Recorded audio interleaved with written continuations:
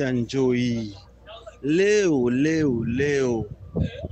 benye bako msantre ya Walikale ni bazali. Naam, amjambo tena ndugu msikilizaji na mtazamaji wa channel ya Mteba TV. Karibu tena kwenye habari zetu katika siku ya leo, ikiwa ni tarehe 22 mwaka wa 2025, ikiwa ni mwezi wa 3. Karibu sana kwenye taarifa zetu ambazo tumekuandalia katika siku ya leo. Tumeandaa taarifa nyingi sana ambazo zinapatikana duniani kote, lakini bado kwa sasa tunajikita Jamhuri ya Kidemokrasia ya Kongo, pale ambapo bado machafuko na vita bado vinaendelea pale Jamhuri ya Kidemokrasia ya Kongo. Karibu sana. Kama ni mara ya kwanza kujiunga na channel hii, inaitwa ni Mteba TV, endelea kusubscribe, like, comment pamoja na kusabone kwa lugha ya Kifaransa ili uwe unapata taarifa zetu kwa haraka sana. Lakini kama hujasabone, hautakuwa unapata taarifa zetu haraka hapa, lakini ukisabone tu na au ukisubscribe utazidi kupata habari zaidi kwenye channel ya Mteba TV. Karibu sana. Tumekuandalia mambo tele, chungu imejaa kabisa, ambayo tumeweza kusanya mchana mzima, usiku wote tulikuwa tunakusanya, lakini leo tunakuja kukupa habari hizi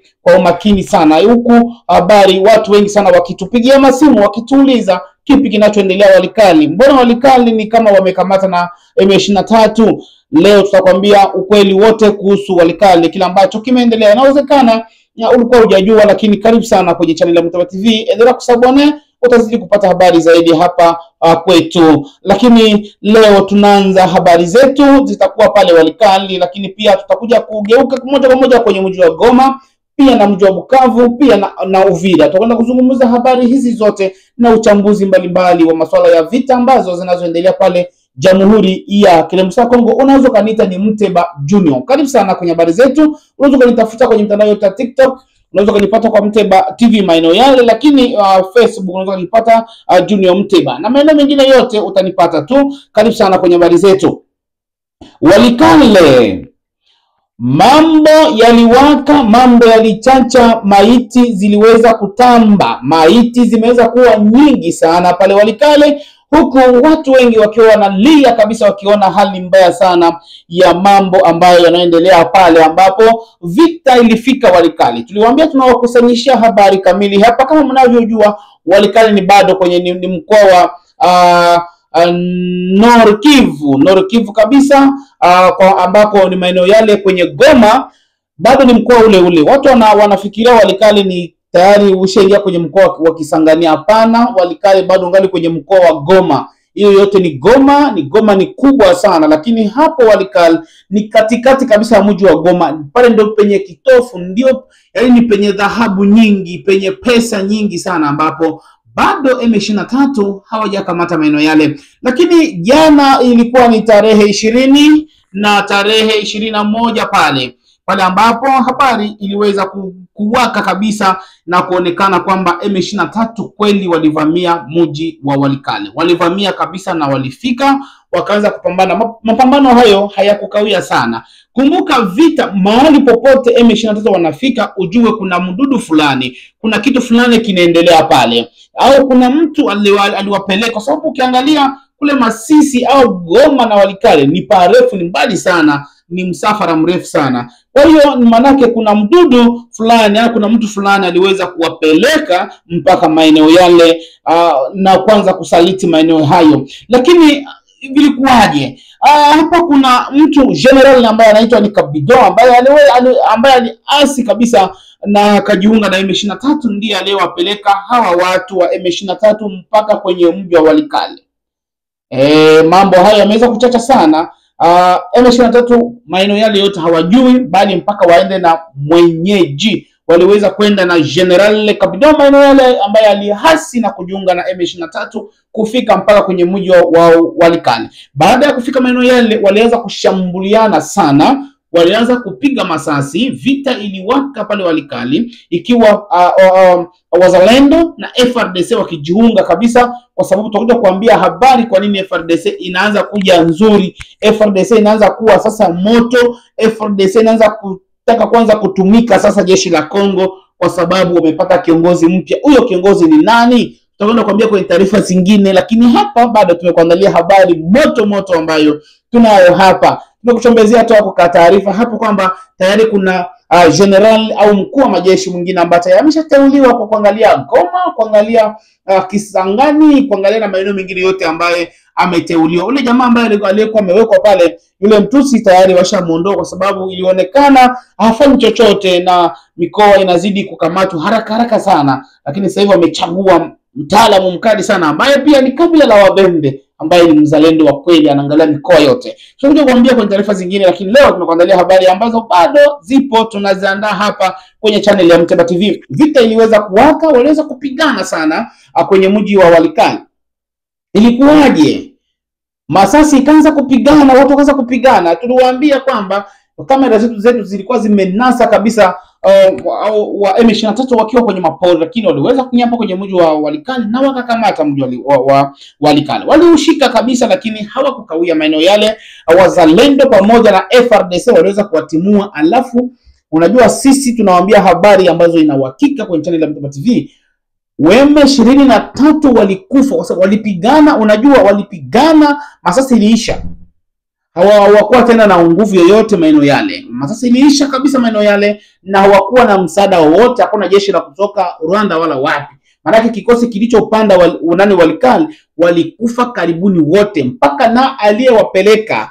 Kwa taarifa zetu bado tunafuatilia, walisema kwamba hata General Kabido, najua wanasema zaidi eti na yeye amefariki, lakini bado tunafuatilia habari zake. Tutakuja kuambia hapa kupitia channel ya Mteba TV. Usikose kusubscribe, like, comment au kusabone kwa lugha ya Kifaransa, utakuwa unapata habari zaidi. Sambaza kwenye magroup. Channel ya Mteba TV inazidi kukupa habari moto ambazo haupati popote, bali hapa ndipo tunapopakua kwenye floor au kwenye uwanja wa vita. Tunakupa kabisa kama ndugu msikilizaji ambao umetuamini na kusubscribe, na wale ambao bado endelea kusubscribe, kwa sababu tutakuwa nazidi kupata habari zaidi hapa kwenye channel ya Mteba TV. Karibu sana.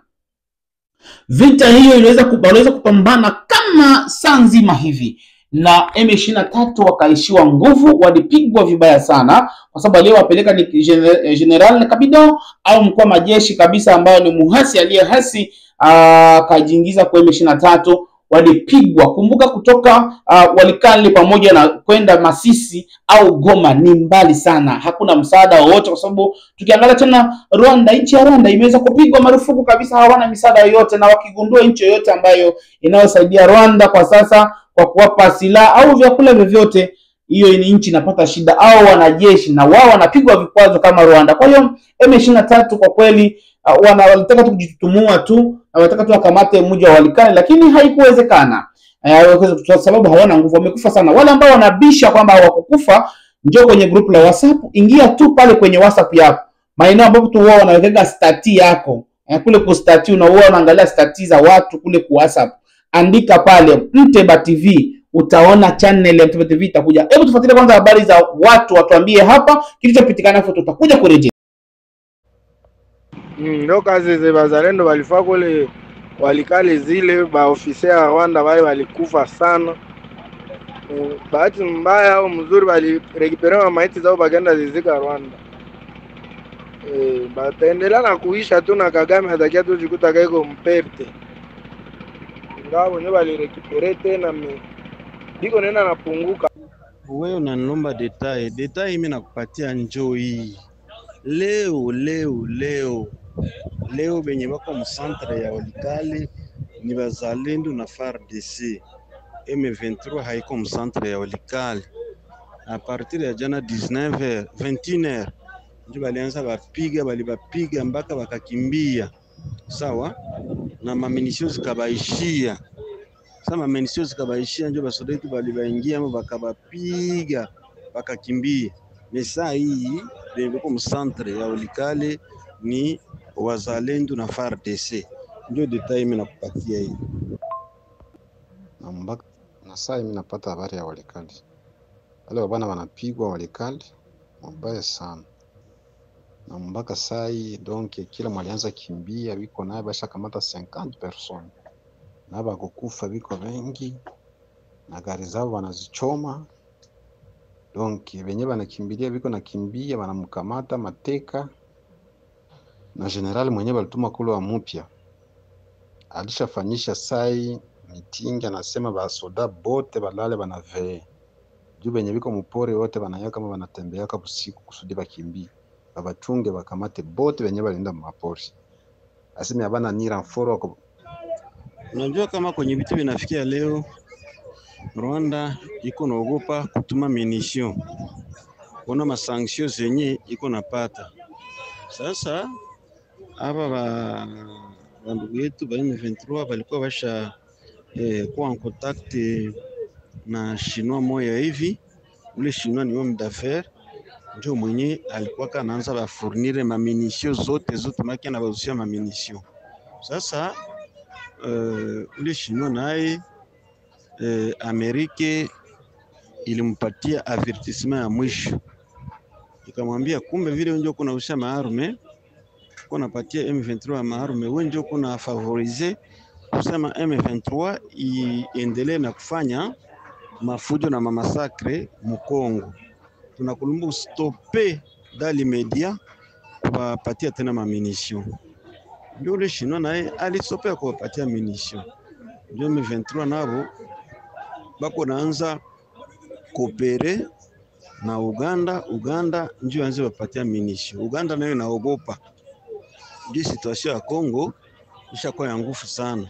Kila mwenye nani Union Europeenne iko nasikia au Etats-Unis nasikia kama yeye ndio iko napatia banani munition ale naye banamtia kubenye batapiga ma sanction. Bonsoir vieux Boni, boza bien.